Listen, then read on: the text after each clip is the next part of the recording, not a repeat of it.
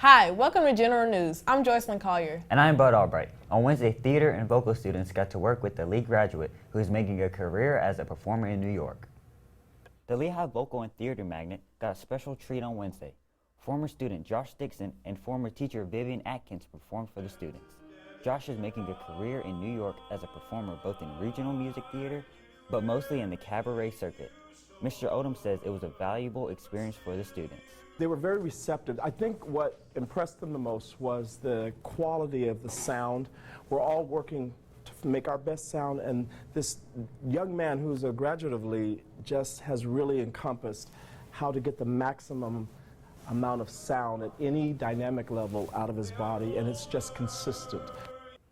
October is Magnet Month for Huntsville City Schools. Alexa Huerta tells us about the next event designed to attract more students. Saturday, Huntsville City Schools is having a magnet fair in the Lehigh Theater from 10 a.m. to 2 p.m.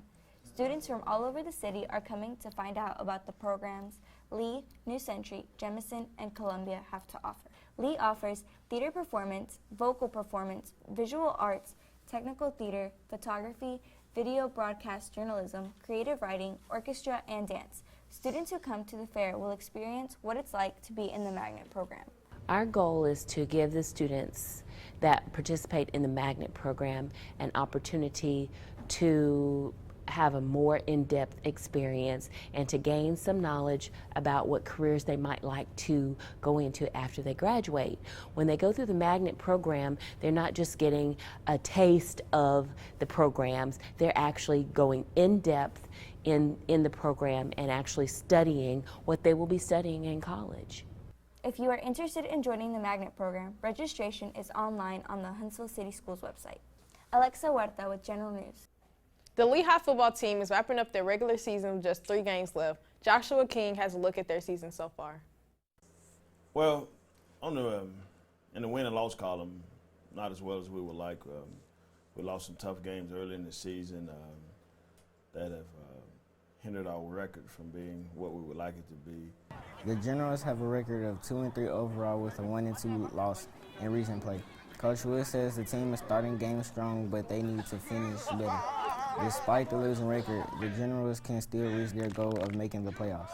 Yes, have a very strong chance of making the playoffs. We need to go out and take care of business this Friday against Lawrence County. We need a little help, but it's not unforeseen that we can make it to the playoffs.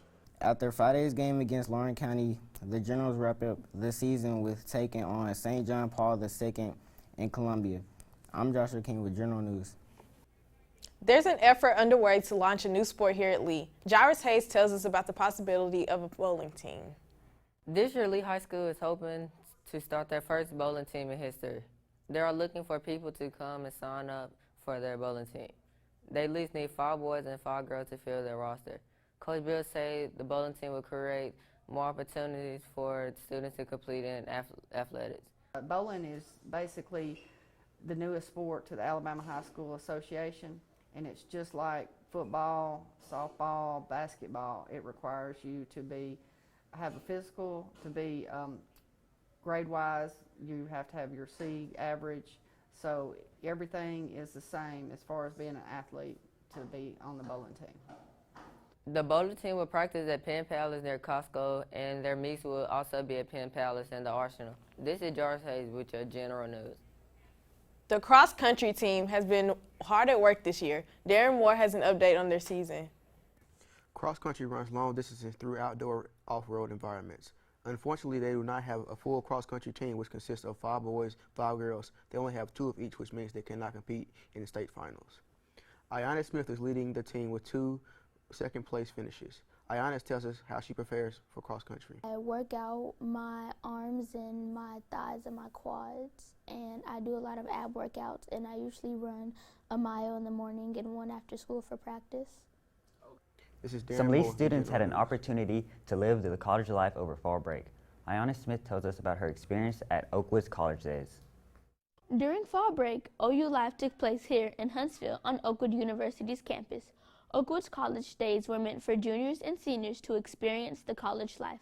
We stayed in the dorms, ate with the college students, and got a tour around campus. The college held different mock classes for the majors and minors you were interested in that they offered. Ricky Reynolds tells us his personal experience.